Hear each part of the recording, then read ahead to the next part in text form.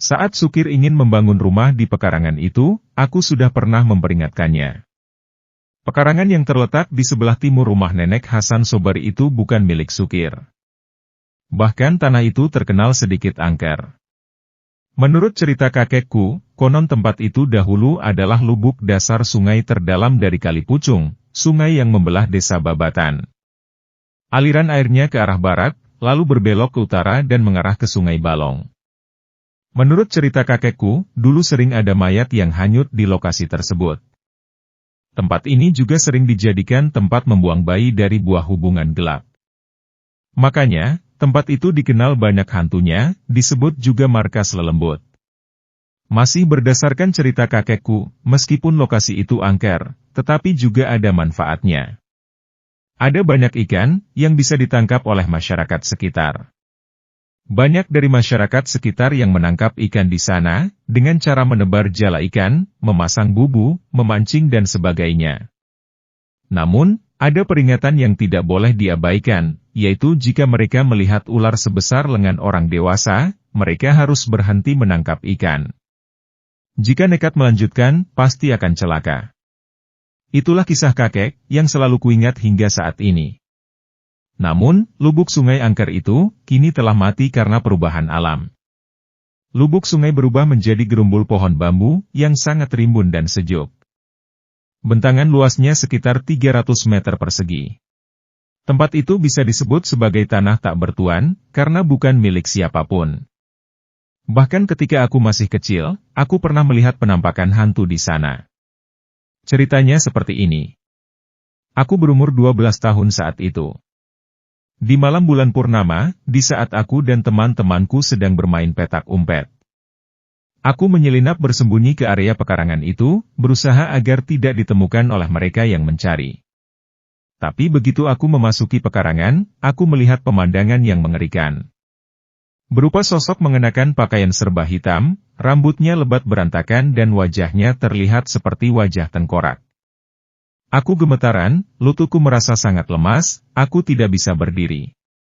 Mulutku terasa kaku, aku tidak bisa berteriak. Sosok itu menggeram. Aku merasa dia mengangkatku dan melemparkan aku, sampai jatuh di luar pagar. Aku pingsan. Tiba-tiba aku sudah berada di bangku panjang dan dikerubuti orang banyak. Menurut teman-temanku yang bermain petak umpet, aku ditemukan tidak sadarkan diri. Jadi, mereka membawaku pulang. Ada juga kejadian mengerikan yang menimpa Kadar, warga desa Babatan. Sekitar pukul 10 malam, Kadar mendengar suara permainan musik gamelan yang dimainkan dari arah desaku. Seperti orang terpengaruh hipnotis, Kadar melangkah ke arah suara musik gamelan seorang diri. Benar saja, dia sampai di sebuah rumah besar, di mana sedang berlangsung pertunjukan wayang kulit. Namun, betapa terkejutnya Kadar ketika memasuki rumah besar itu. Ternyata banyak penontonnya. Semuanya berbadan manusia, tetapi mereka semua berwajah tengkorak. Kadar lari kabur dan jatuh pingsan. Masih banyak lagi cerita orang-orang yang melihat penampakan hantu pocong. Ada juga wujud perempuan berdada besar dengan rambut berurai lebat tak beraturan. Orang sekitar menyebutnya dengan nama hantu Wewe Gombal. Ceritaku saat melihat hantu wajah tengkorak, juga kisah yang dialami Kadar, telah kuceritakan kepada Sukir. Maksudku, agar Sukir mau menghentikan niatnya, mendirikan rumah di pekarangan bekas sungai mati tersebut. Tetapi, sepertinya Sukir tidak menghiraukannya. Dia justru menjawab sambil tersenyum dan mengatakan, bahwa aku ini orang kolot. Di zaman sekarang ini, masih saja percaya adanya hantu. Halah.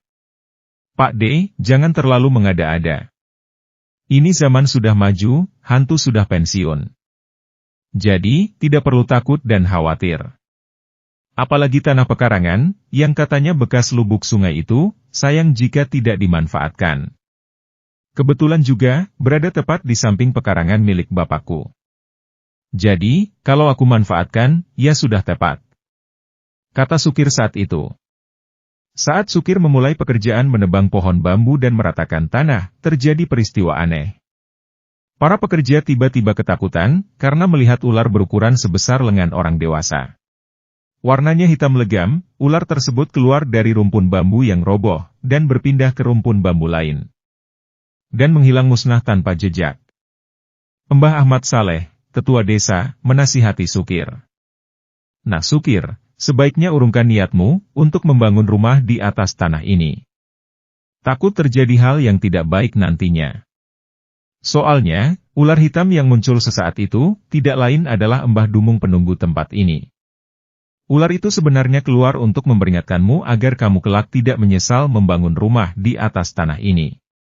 Aku mengatakan ini tidak lain hanya karena besarnya rasa sayangku padamu. Sukir hanya menjawab singkat seolah menyepelekan. Mbah, aku tidak membutuhkan nasihatmu. Aku hanya butuh untuk membangun rumah. Akhirnya tempat tersebut diratakan. Banyak rumpun bambu yang dibabat habis tanpa bekas. Segera Sukir memasang pondasi. Luas bangunannya sekitar 250 meter persegi. Jika sudah didirikan rumah, pasti sangat besar. Aku dan semua warga merasa heran. Sukir bukanlah orang kaya. Tetapi dia berani membangun rumah sebesar itu. Dari mana dananya? Hatiku dipenuhi tanda tanya. Saat rumahnya hampir jadi, Sukir mengaku bahwa yang pertama kali membangun rumah itu bukanlah dirinya, melainkan bos sebuah toko roti dari kota Solo. Rencananya rumah tersebut akan menjadi cabang pabrik roti dari kota Solo. Sukir hanya menerima uang dari hasil penjualan pekarangan bekas lubuk sungai itu. Begitulah ceritanya. Namun banyak warga yang tidak begitu percaya akan hal ini. Mengingat selama ini warga merasa belum pernah berjumpa dengan orang kaya yang meninjau ke pekarangan tersebut. Juga, kapan Sukir bergaul dengan bos roti. Akhirnya rumah tersebut terbangun dengan cepat, kokoh, dan kuat. Rumah itu sekelilingnya dipagari dengan pagar besi. Tak lama kemudian, Sukir membawa barang-barang rumah seperti meja, kursi, tempat tidur, dan lemari. Semua serba mewah dan membuat kagum orang yang melihatnya. Setelah perabotan terisi lengkap, Sukir dan anak istrinya pindah untuk tinggal di rumah baru tersebut. Namun sampai beberapa waktu, tidak ada bos roti dari Solo yang tinggal di rumah baru tersebut. Yang tinggal di sana, hanya Sukir dan anak istrinya. Tak selang berapa lama, Sukir sekeluarga tinggal di rumah baru tersebut. Setelah kurang lebih 2 bulan, terjadi peristiwa yang menggemparkan. Sekitar pukul 10 malam, tetangga di dekat rumah Sukir mendengar Sukir dan istrinya berteriak minta tolong. Semua tetangga datang, termasuk aku. Sukir bercerita bahwa baru saja, ketika Sukir dan Sarmi sedang tidur sambil menjaga anaknya, mereka tidak menyadari bahwa tiba-tiba seekor ular besar berwarna hitam, melata di atas tubuh Sarmi. Sarmi melemparkan ular hitam itu, dan berteriak ketakutan. Ular tersebut terlempar jatuh ke kolong dan menghilang tanpa bekas. Selanjutnya Sarmi dan Sukir berteriak-teriak memanggil tetangganya. Setiap orang yang datang ke sana, termasuk aku, bergegas mengambil tongkat dan pemukul, mengobrak-abrik seluruh rumah, kolong, rongga dan bawah meja dan tempat lain yang dicurigai sebagai tempat persembunyian ular. Tapi ular yang dicari tetap tidak diketemukan. Akhirnya aku dan semua tetangga pulang. Insiden itu menjadi pembicaraan yang cukup ramai di antara penduduk desa. Selang beberapa lamanya, orang tidak lagi membicarakan Sukir dan Sarmi. Tak lama setelah peristiwa itu, saat bangun pagi menjelang subuh, terdengar suara teriakan dari rumah Sukir. Sarmi bercerita bahwa dia baru-baru ini didatangi oleh sosok yang menakutkan. Sosok itu mengenakan pakaian serba hitam, rambutnya kusut dan wajahnya tampak seperti tengkorak kepala. Sosok seram itu menatap ke anak lelaki Sarmi, mengangkatnya dari tempat tidurnya. Anak itu menangis dan menjerit, Sarmi terbangun dan berteriak sekuat tenaga, bertekad merebut anaknya dari cengkeraman hantu tengkorak. Sukir akhirnya ikut terbangun karena mendengar teriakan Sarmi. Dan saat Sukir terbangun dari tidurnya, hantu tersebut menghilang. Para tetangga yang mendengar cerita Sarmi, ikut merasa ketakutan. Beberapa waktu lamanya, para tetangga yang datang ke sana berkumpul di rumah Sukir. Mereka baru bergegas pulang ketika mendengar azan subuh. Esok paginya aku mendatangi rumah Sukir. Aku menyuruhnya agar berpikir ulang tentang menempati rumah di tanah angker itu. Namun, Sukir tetap pada pendiriannya dan tidak menanggapi saranku, bahkan menyepelekan dan terkesan menantang. Tidak perlu dibahas. Pak D, aku tidak takut dengan makhluk halus. Istriku saja yang sedang terlalu banyak pikiran, sehingga seperti melihat hantu. Aku ingin menjual rumah ini. Bosku di Solo ingin membelinya. Aku juga punya kenalan orang pintar yang mumpuni Pak D. Kalau hanya setan, kecil, masalah kecil itu. Kata Sukir sambil menunjukkan jari kelingkingnya. Hatiku sedikit sakit ketika mendengar jawaban Sukir. Akhirnya aku pulang dengan rasa kecewa. Aku memutuskan untuk tidak menasehati Sukir lagi. Aku berdoa dalam hati, agar tidak ada hal buruk yang terjadi lagi, semoga semua baik-baik saja. Beberapa hari berikutnya berlalu seperti biasanya. Penduduk desa tidak lagi membicarakan tentang hantu dan ular. Tetapi, pada suatu pagi setelah azan subuh dari masjid, dari rumah Sukir, terdengar teriakan Sarmi minta tolong.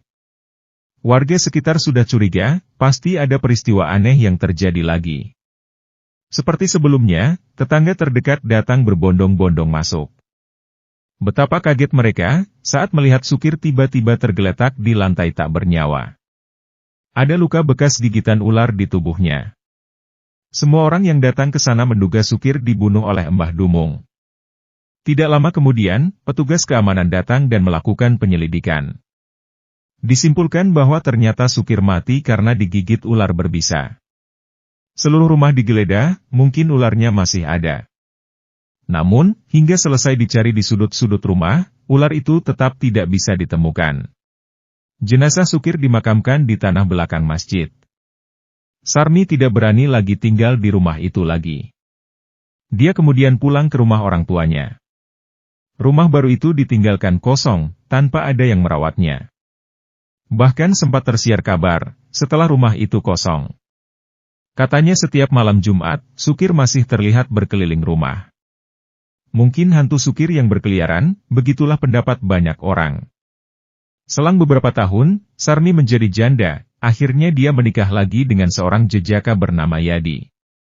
Sedangkan untuk rumah kosong milik Sukir, digunakan oleh warga menjadi balai pertemuan untuk berkumpul. Untuk mengganti kerugian Sukir, masyarakat desa telah menyumbangkan uang. Ketika dana sudah terkumpul dan dirasa sudah cukup pantas, warga memberikannya kepada Sarmi. Dengan harapan bisa untuk membiayai anak hasil perkawinan Sarmi dengan Sukir. Masih ada satu hal yang masih menjadi rahasia dan misteri. Yaitu dari mana Sukir mendapatkan uang untuk membangun rumahnya dahulu. Menurut kabar yang bersumber dari Sarmi sendiri. Dahulu, Sukir pernah menemukan sebuah guci kecil berisi emas, ketika sedang menggali di tanah pekarangan itu. Emas tersebut dijual ke kota dan uangnya digunakan untuk membangun rumah. Itu beritanya, tetapi tidak tahu kenyataannya. Mari kita kembali ke soal Yadi menikahi Sarmi. Aku pernah menanyakannya sambil bercanda, kenapa kamu memilih menikah dengan janda beranak satu? Apa karena pengalamannya dalam mengurus rumah tangga, atau ada hal lainnya? Yadi memberi jawaban yang membuat aku tertawa terbahak-bahak. Inilah jawabannya. Benar Pak D, menikah dengan janda selalu menyenangkan hati. Selain pengalaman, menurut kata orang bijak, katanya menikah dengan janda tidak mengalami kesulitan. Malah, aku selalu mendapatkan kelonggaran. Hehehe.